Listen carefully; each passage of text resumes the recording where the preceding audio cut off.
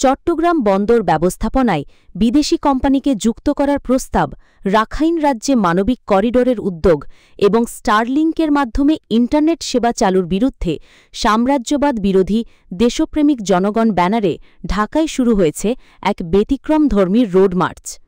শুক্রবার সকালে রাজধানীর জাতীয় প্রেস ক্লাবের সামনে জমায়েত হয়ে ৫০টিরও বেশি সামাজিক, সাংস্কৃতিক ও রাজনৈতিক সংগঠনের নেতাকর্মী এই কর্মসূচিতে অংশ নেন। উদ্বোধনের শুরুতেই গান পরিবেশন করেন গণতান্ত্রিক সাংস্কৃতিক ঐক্যের শিল্পীরা। দুর্গমগিরি কান্তার মরু ও জনতার সংগ্রাম চলবেই এমন গান দিয়ে উজ্জীবিত হয় অংশগ্রহণকারীরা।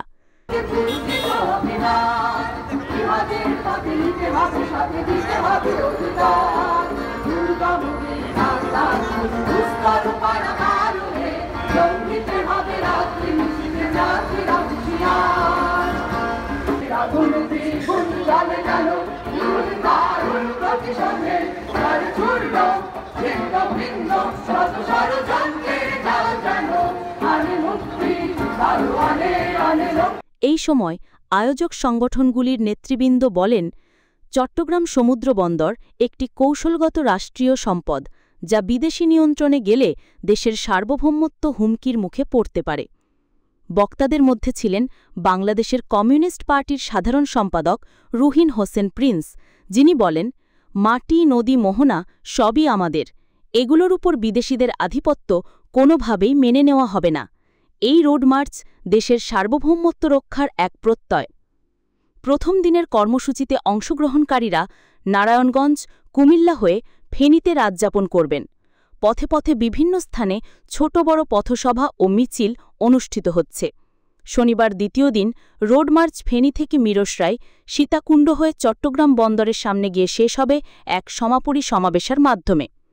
বক্তারা আরও বলেন, পতেঙ্গা কন্টেইনার টার্মিনাল পরিচালনায় বিদেশি কোম্পানিকে দায়িত্ব দেওয়ার উদ্যোগটি স্বচ্ছতা ও জনমতের পরোয়া না করেই নেওয়া হচ্ছে। সরকারের যুক্তি অনুযায়ী বিদেশি বিনিয়োগের দক্ষতা ও আন্তর্জাতিক মান নিশ্চিত হবে, কিন্তু বিরোধী সংগঠনগুলোর দাবি এটি আসলে জাতীয় নিরাপত্তা ও অর্থনৈতিক সমৃদ্ধির প্রতি অবহেলা। শুধু বন্দরই নয়, দেশের সাইবার নিরাপত্তা নিয়েও রোড মার্চে উদ্বেগ জানানো হয়। বক্তারা উল্লেখ করেন, মার্কিন প্রতিষ্ঠান স্টারলিংকের মাধ্যমে ইন্টারনেট সেবা চালু হলে দেশের ইন্টারনেট পরিকাঠামো বিদেশি নিয়ন্ত্রণে চলে যাবে। বিশেষজ্ঞদের বরাত দিয়ে বলা হয়, এতে দেশের গোপনীয় তথ্য, সামরিক যোগাযোগ ও জাতীয় নিরাপত্তা হুমকির মুখে পড়তে পারে।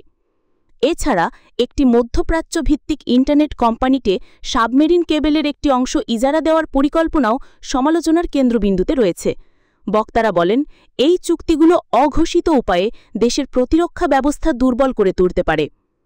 রোড মার্চে অংশ নেন বাসদ, গণমুক্তি ইউনিয়ন, সমাজতান্ত্রিক দল, বিপ্লবী ছাত্রমৈত্রী সহ বহু সংগঠনের নেতাকর্মীরা। বক্তারা অভিযোগ করেন, সরকার ধারাবাহিকভাবে গুরুত্বপূর্ণ রাষ্ট্রীয় সিদ্ধান্তে জনমতের উপেক্ষা করছে। অধ্যাপক এম আকাশ, মোশরেফা মিশু, শহীদুল ইসলাম সহ অনেকে বলেন, এই ধরনের একতরফা নীতি রাজনৈতিক অস্থিরতা দাঁড়াতে পারে।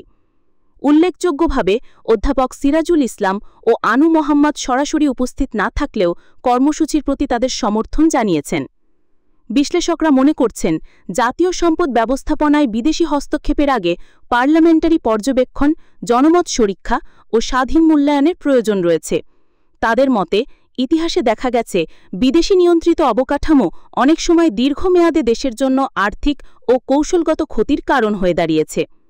রোড মার্চ আয়োজকরা সরকারকে প্রতি আহ্বান জানান, সব ধরনের গোপন চুক্তি প্রকাশ করা হোক এবং জাতীয় স্বার্থকে প্রাধান্য দিয়ে সিদ্ধান্ত নেওয়া হোক।